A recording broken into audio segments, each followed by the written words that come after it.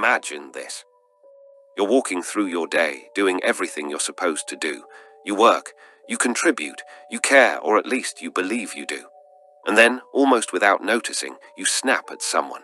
Not loudly, not dramatically, just a sharp edge in your voice, a look of dismissal, a moment where another human being becomes an obstacle rather than a presence. You tell yourself it's nothing.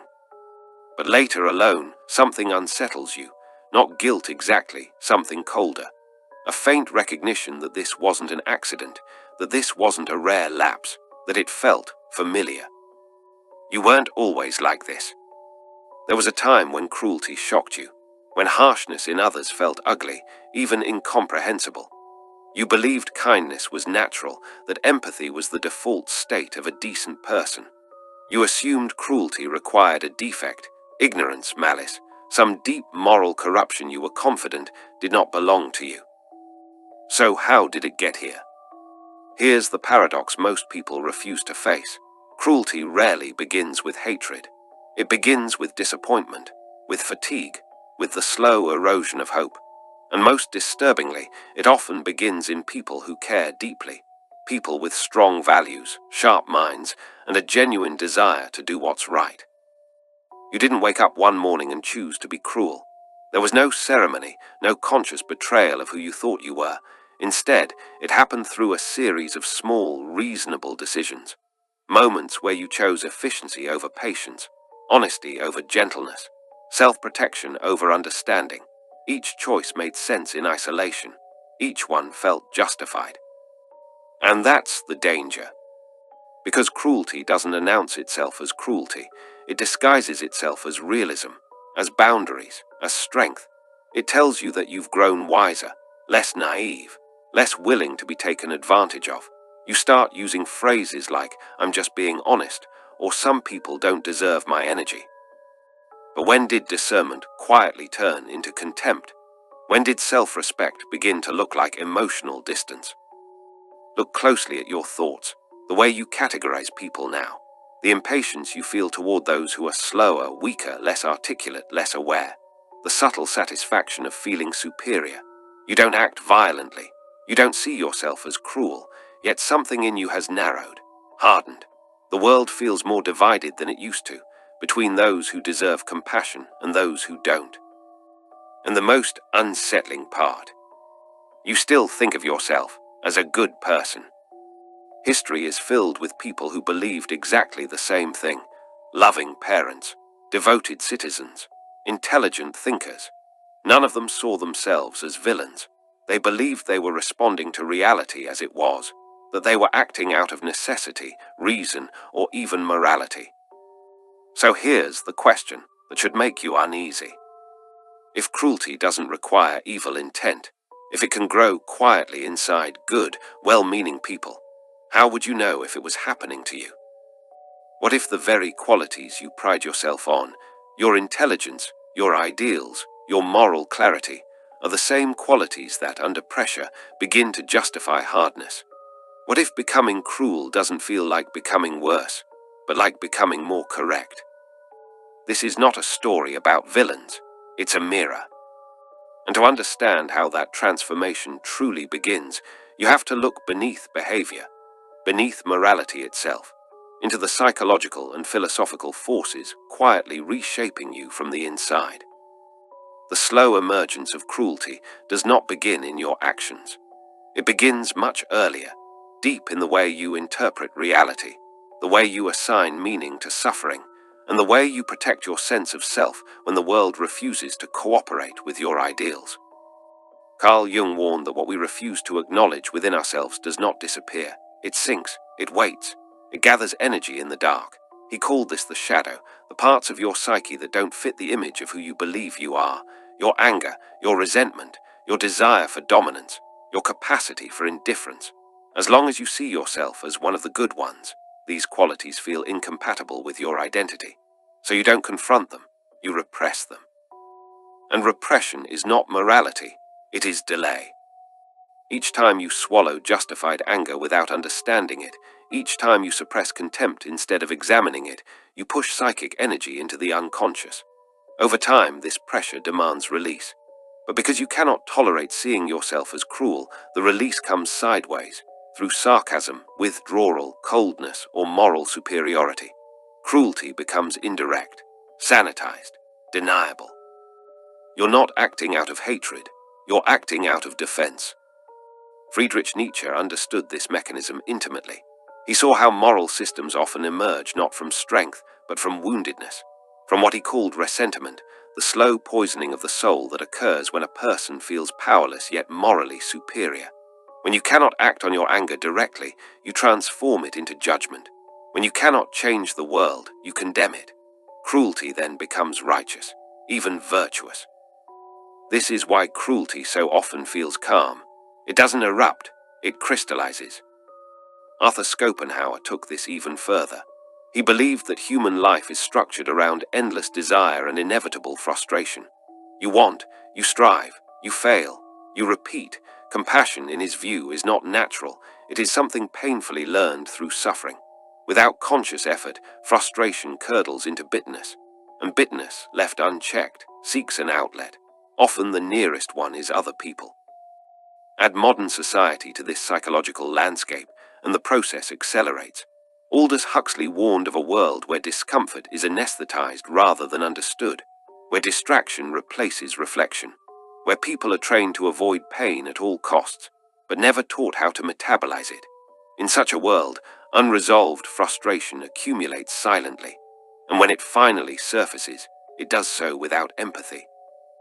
Jean-Paul Sartre believed humans are condemned to be free. You are responsible for your choices, your values, your reactions. But that freedom is terrifying. It's far easier to believe your hardness is inevitable, that people force you to be this way, that society is broken, that others are stupid, weak, or malicious. These beliefs absolve you of responsibility. They allow cruelty to feel like realism instead of surrender. And then there is Viktor Frankl, who observed that when meaning collapses, aggression rushes in to fill the void. A life without meaning does not become neutral, it becomes hostile. If you cannot locate purpose in suffering, you begin to project it outward. You blame, you resent, you punish, not because you enjoy cruelty, but because cruelty briefly restores a sense of control. This is the hidden problem. Cruelty is not a character flaw. It is an adaptive response to unresolved inner conflict, to ideals that collided with reality, to empathy that burned without renewal, to anger that was never given language. And the more intelligent, idealistic, and morally driven you are, the more sophisticated this process becomes. You don't lash out blindly. You rationalize, you systematize, you explain. You call it boundaries, you call it truth, you call it growth. But underneath, something else is happening. A quiet restructuring of your inner world, where complexity is replaced with certainty, curiosity with judgment, and understanding with classification. People become symbols, categories, problems to be solved or dismissed. This is where the transformation gains momentum. Because once cruelty aligns with your identity, once it feels justified, necessary, even enlightened, it no longer feels like a problem. It feels like clarity. The most dangerous consequences of cruelty are not the ones you can see. They are not the arguments, the broken relationships, or the moments you later regret. Those are surface effects. The deeper damage happens quietly, reshaping the way your mind perceives reality and the way your nervous system responds to other human beings. Cruelty, once normalized, rewires perception. Your brain is built to conserve energy. It relies on shortcuts, cognitive biases, to make sense of a complex world. One of the most powerful is moral disengagement, the ability to distance yourself emotionally from the impact of your actions. At first, this mechanism protects you from overwhelm. Over time, it dulls your sensitivity. You stop feeling the full weight of another person's experience, not because you are heartless, but because your mind has learned that feeling deeply is costly. Each time you justify hardness, your brain rewards you with relief. Neuroscience shows that certainty calms anxiety. When you label someone as toxic, weak, or beyond help, ambiguity disappears.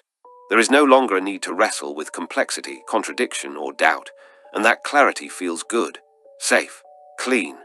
The brain releases dopamine, not for compassion, but for coherence. This is how cruelty becomes neurologically efficient.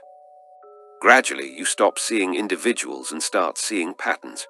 You don't meet a person, you meet a type. And once someone becomes a type, empathy becomes optional. The mind no longer asks, "What happened to you?" It asks, "What category do you belong to?" Society reinforces this shift. Modern culture thrives on simplification. Algorithms reward outrage. Institutions prefer compliance over understanding. From a young age, you are trained to sort, rank, and judge. Productivity metrics replace human nuance. Speed replaces reflection.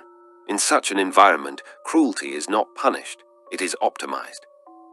You see it in workplaces where burnout becomes normalized and compassion is labeled inefficiency. In politics where complex human suffering is reduced to slogans. In social spaces where public shamming masquerades as justice. The message is subtle but relentless. To survive, you must harden. And so you do. The unseen consequence is not that you become mean. It's that your emotional range shrinks. Your capacity for awe, tenderness, and grief narrows alongside your empathy. You become less disturbed by suffering, not because it has diminished, but because you have adapted to its presence. This adaptation feels like resilience, but it is closer to numbness. You tell yourself you are strong now, that nothing surprises you anymore. But strength that requires numbness extracts a hidden price. Relationships lose depth. Conversations become transactional. You listen less to understand and more to respond. Disagreement feels like threat. Vulnerability, yours or someone else's, begins to irritate you, not because it's weak, but because it reminds you of parts of yourself you've sealed away. Cruelty doesn't just push others away, it isolates you from yourself.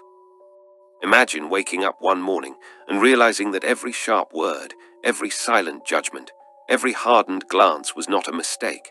It was part of a pattern you helped write.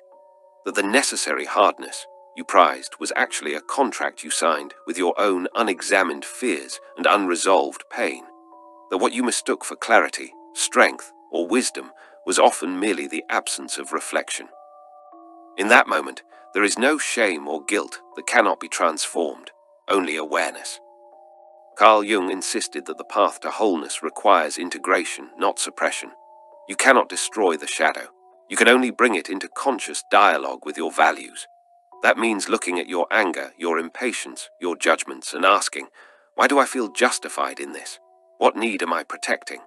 When you answer honestly, cruelty loses its camouflage.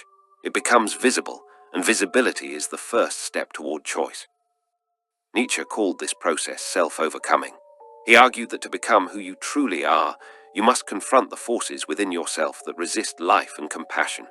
This is not a gentle process. It demands courage to stand in the fire of your own discomfort.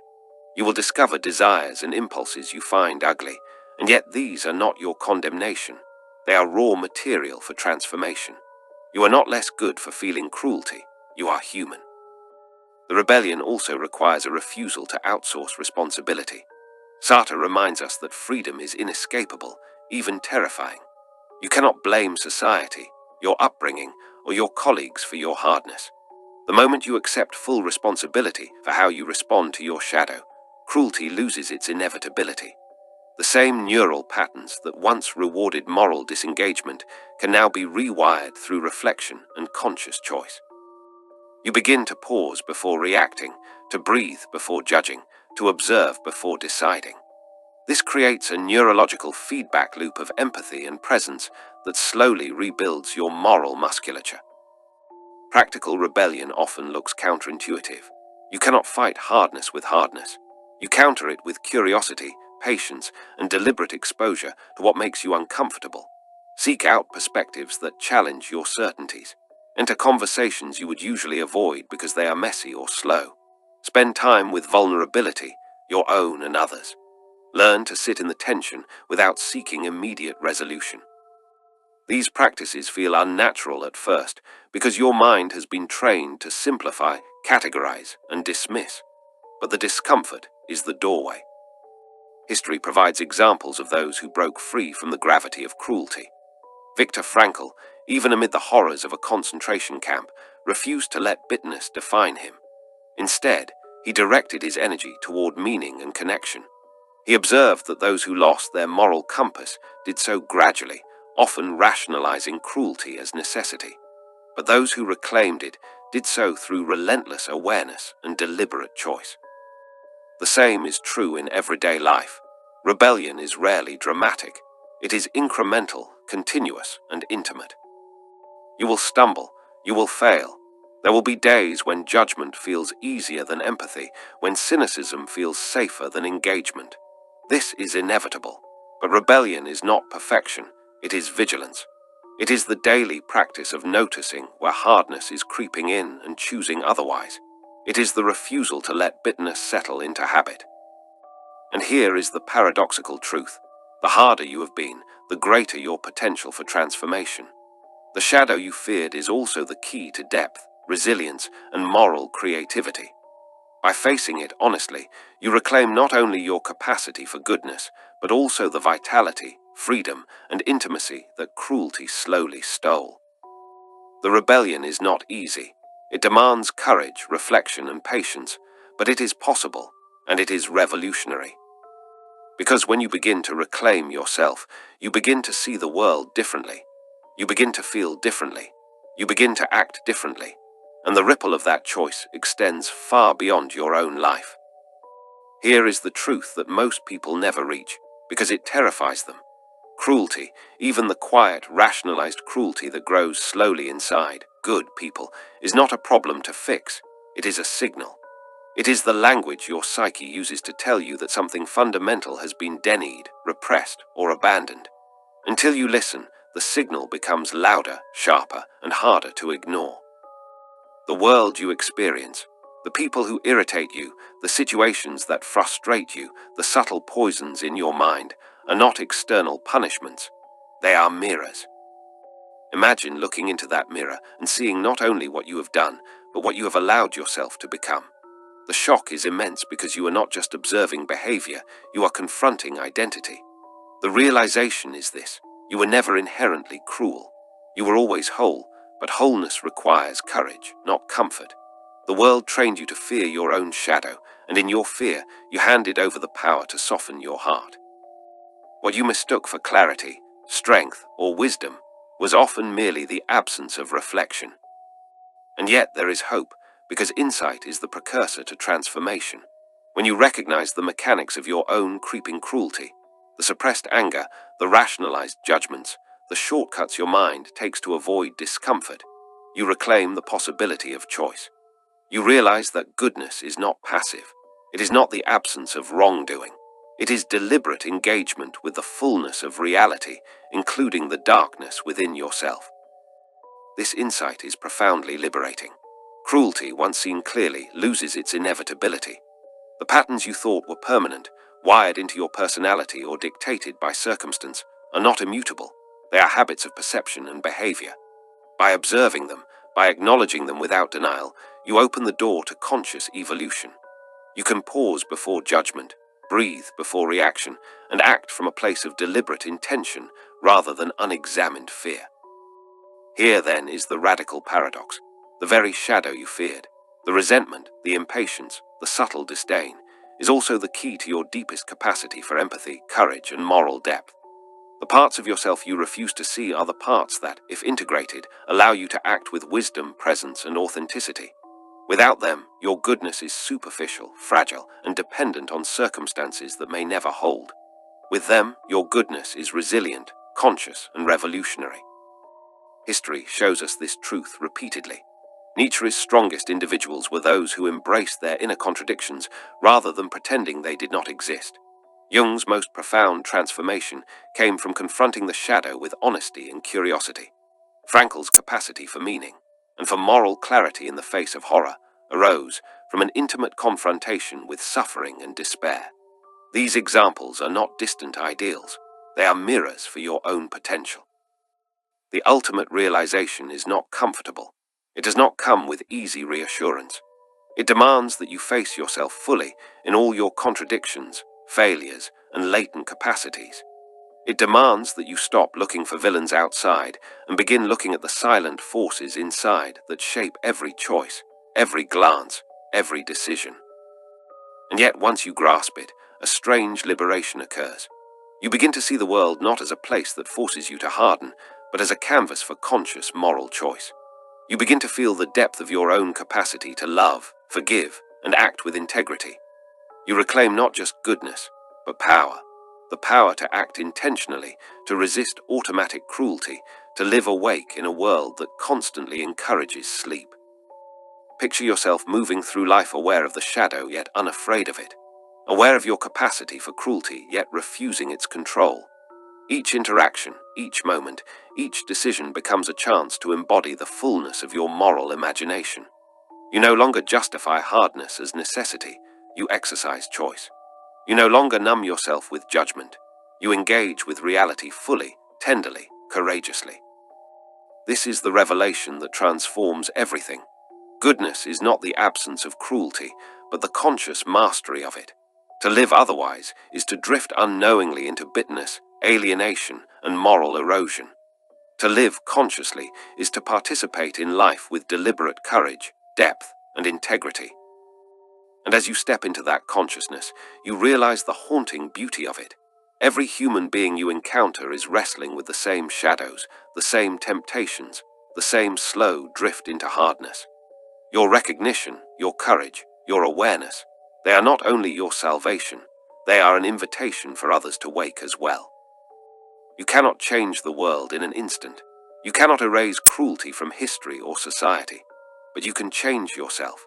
You can stop its quiet accumulation in your own heart, and in doing so, you illuminate the possibility of change, however small, in a world desperate for tenderness disguised as resilience and courage disguised as clarity. The ultimate truth settles in the chest like a quiet fire.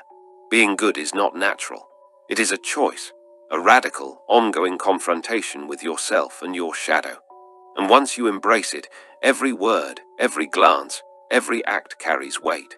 Every choice becomes an opportunity to reclaim the humanity that cruelty seeks to steal. You are no longer a passive participant in your own moral drift. You are awake, you are accountable, you are free. And that freedom, haunting and luminous, is the final, most powerful realization of all.